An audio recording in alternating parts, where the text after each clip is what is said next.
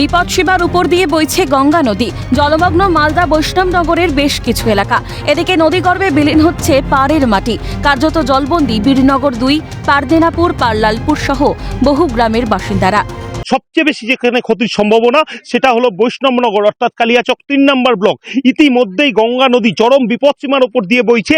পাশাপাশি জেলার আরও দুটি মূল নদী ফুলার এবং মহানন্দা নদীতে একদম জলস্তর যেভাবে বৃদ্ধি পেয়েছে, তাতে ইংরেজ বাজার সহ পুরাতন মালদা সহ বিস্তীর্ণ এলাকা হচ্ছে যে একমাত্র এই ব্যারিজ ফারাক্কা ব্যারিজ যখন জলটা বাড়ে তখন কিন্তু জলটাকে ছাড়ে না, বদ্ধ করে রাখে। তার প্রতিফলে এই দুর্দশাগুলো দাঁড়ায়।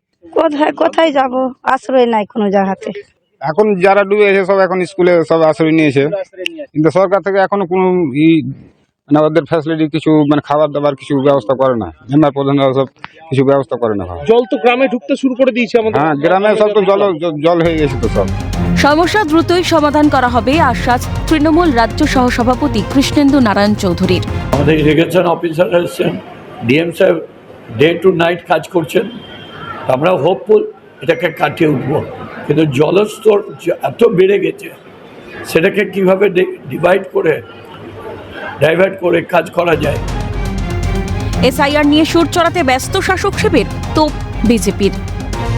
লজ্জাজনক বিষয় যে আমরা যে পশ্চিমবঙ্গের যে রাজ্যে বসবাস করছি সেখানকার মানুষ অনাহারে মরছে, সেখানকার মানুষ তাদের নিজস্ব কোনো বাসস্থান নেই এবং তাদের প্রতি কোনো হেলদোল নেই।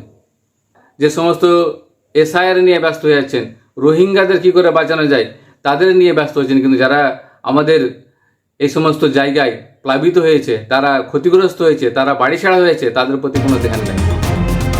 আশ্বাসে আর কতদিন ভরসা রাখবে মালদাবাসী? বেড়েই চলেছে ভোগান্তি, সুরাহা অমিল।